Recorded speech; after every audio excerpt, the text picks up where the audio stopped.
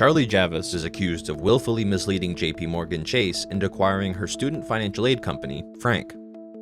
Javis founded the company in 2016 after graduating from Wharton.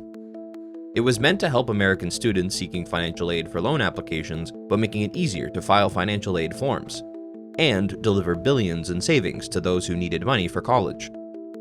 But her story didn't add up right from the start. For one thing, Javis claimed the idea had come to her after she struggled with her own student loan applications. But government financial aid is not typically available to someone from a wealthy family like Javis's. And that's just one of the many outlandish claims made by the young entrepreneur at the center of this fintech fraud scandal.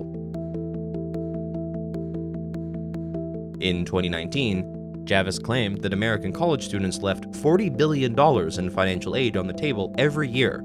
The respected student aid expert Mark Kantrowitz said this statement was woefully inaccurate. He went on to say that, quote, Frank did nothing that would have affected the amount of aid the students would have received had they filed the FAFSA on their own, end quote. Meanwhile, Javis continued to quote unsupported figures about the aid Frank users had received.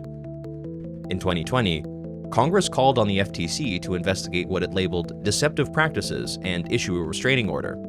Lawmakers didn't believe the tool made it easier for students to get funds and suspected it was just a way for Frank to obtain and exploit students' data for profit. The FTC sent Frank a warning letter that its, quote, purported assistance to students consists primarily of providing a form letter that may lack the information a student would need to apply for one of the grants from his or her school, end quote. A December 2017 opinion piece Javis wrote for the New York Times entitled The 8 Most Confusing Things About FAFSA contained numerous errors about the FAFSA process that Frank ostensibly made less challenging and required an 8-sentence correction. Public statements about the number of Frank users seemed suspect. In November 2018, the site said it had helped 300,000 families access more than $7 billion in aid. Javis reiterated the 300,000 figure for a couple of years before she started claiming in January 2021 that Frank had assisted more than 4 million students. Somehow, these red flags were ignored, and Javis continued to promote Frank, using her family's wealth and connections to her advantage. She was a media darling, able to make audacious claims that no one seemed to fact-check. Some of her statements could have easily been dispelled, but it seems the whole story was too good to pass on, or to be true. Javis sought out JP Morgan and pitched Frank to them in 2021 by highlighting the number of users, which the bank would undoubtedly see as potential future clients. When JP Morgan asked for proof of Frank's user base as part of their due diligence, Javis balked, saying privacy violations prohibited her from divulging this information. But JP Morgan needed the user data before it would agree to any deal. So, she allegedly created a list of fake users, including names, addresses, dates of birth, and other personal information, for 4.265 million non-existent students. She allegedly did so with the help of a data professor after an employee questioned and refused the data manipulation request originally directed their way. Email records that are part of the JP Morgan lawsuit against Javis show a Frank engineer questioned her over the request to fabricate data. She responded that she didn't think anyone would end up in an orange jumpsuit over it. After Javis produced the user data, Frank and JP Morgan reached the $175 million deal. Javis got $21 million for her equity stake, a position as managing director at JP Morgan, and a $20 million retention bonus.